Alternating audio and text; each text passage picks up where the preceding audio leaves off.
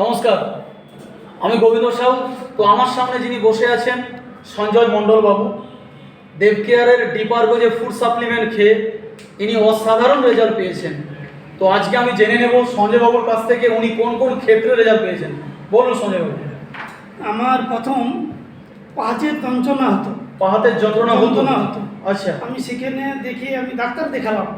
ওখানে doctor test করে blood test করে দেখেছে সুগার ধরা পড়লো। সুগার আবার হচ্ছে 350 সুগার। 350 সুগার। আমি যন্ত্রণায় থাকতে পারতাম না।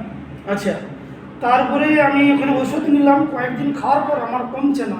ডাক্তারবাবু ইঞ্জেকশন বলছে, লাইফের মধ্যে ইঞ্জেকশন নিতে হবে সুগারের জন্য। আমি তো ভয় খেয়ে খেতাম। তারপরে আমি এই ডিপার্গোর সন্ধান পেলাম।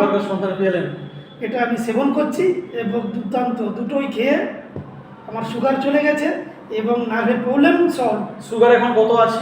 সুগার এখন 148 আছে। 148? 350 থেকে 148 আছে। দারুণ দারুণ। আর হচ্ছে সমস্যা আরেকজন আমার মেয়ের আমার হচ্ছে পিছনে ওই পা থেকে পেশি টান হতো, ওটাও আমি আমার মেয়েকে খাইয়েছি।